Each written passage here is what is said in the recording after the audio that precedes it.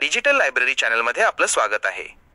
आज आपण पूज्य साने गुरुजी लिखित श्यामची आई या अजरामर पुस्तकाचे विस्तृत विश्लेषण ऐकणार आहोत। माणुसकी आणि संस्कारांचे मोल शिकवणारे हे पुस्तक आजही अनेकांना प्रेरणा देत आहे। चला तर मग सुरू करूया श्यामची आई या हृदयस्पर्शी प्रवासाला।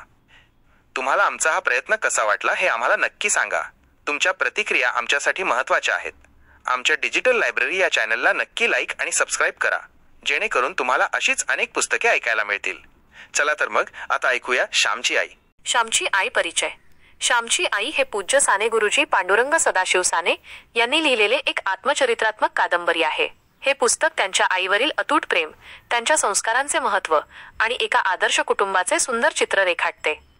हे केवळ एक पुस्तक नसून ते माणुसकी, त्याग आणि निस्वार्थ प्रेमाचे मूर्तिमंत उदाहरण आहे। लेखन काळ। श्यामची आई हे पुस्तक 1933 मध्ये नाशिक येथील कारागृहात असताना साने गुरुजींनी लिहिले।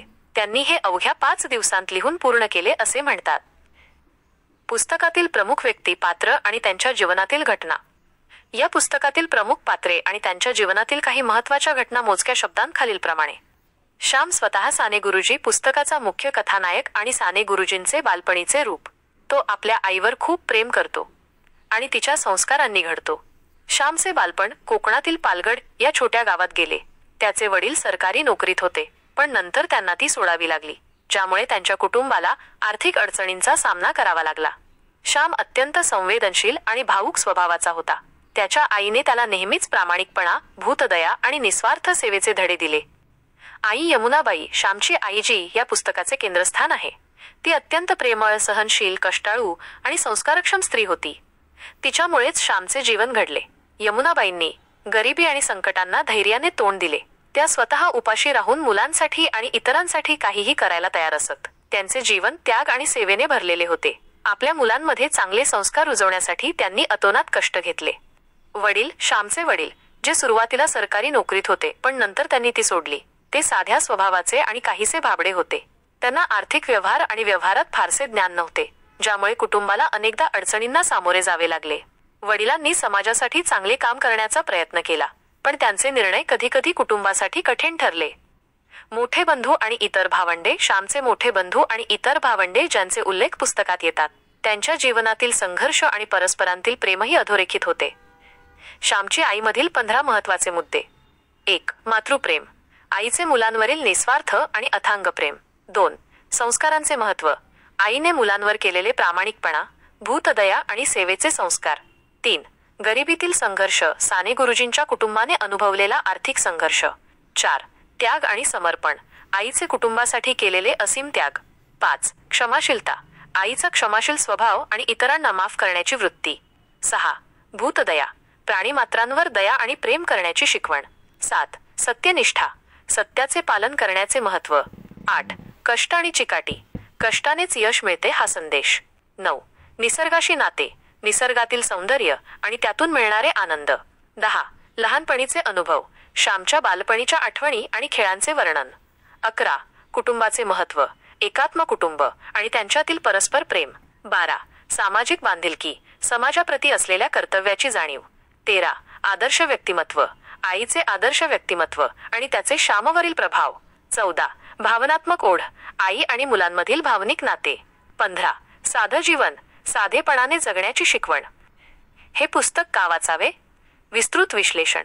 श्यामची आई हे पुस्तक अनेक कारणांसाठी वाचायलाच हवे। मातृप्रेमाचे मूर्तिमंत उदाहरण, हे पुस्तक आईच्या प्रेमाचे, तिच्या त्यागाचे आणि तिच्या निस्वार्थ सेवेचे उत्कृष्ट चित्रण करते। आईची महती आणि तिचे मुलाच्या आयुष्यातील स्थान किती महत्त्वाचे आहे हे यातून कळते। वाचकांना आपल्या आईबद्दलची कृतज्ञता आणि प्रेम व्यक्त करण्याची प्रेरणा मिळते। आदर्श संस्कारांची गाथा, हे पुस्तक केवळ एका कुटुंबाची कथा नाही, तर ते उत्तम मानवी मूल्यांची आणि संस्कारांची गाथा आहे। आईने श्यामला दिलेले प्रामाणिकपणा, भूतदया, सहनशीलता, त्याग आणि कष्टाचे धडे आजही तितकेच प्रासंगिक आहेत। हे पुस्तक वाचकांना आपल्या जीवनात योग्य मूल्ये आत्मसात करण्यास प्रोत्साहित करते। साधेपणा आणि समाधान, साने गुरुजींनी अत्यंत साध्या आणि सोप्या भाषेत आपले अनुभव मांडले आहेत। गरिबीतही समाधान आणि आनंद कसा शोधायचा हे या पुस्तकातून शिकायला मिळते। भौतिक सुखांपेक्षा मानसिक समाधान आणि आंतरिक शांती किती महत्त्वाची आहे हे यातून स्पष्ट होते। भावनिक ओढ, पुस्तकातील प्रत्येक प्रसंग आणि पात्र इतके जिवंत आहेत की वाचकाला त्यांच्याशी भावनिकरित्या जोडले जाते. श्यामच्या डोळ्यातून आईचे कष्ट, तिची माया आणि तिचे विचार अनुभवताना वाचकही भावुक होतो. हे पुस्तक मानवी नात्यांतील सखोलता आणि संवेदनशीलता अनुभवण्यास मदत करते.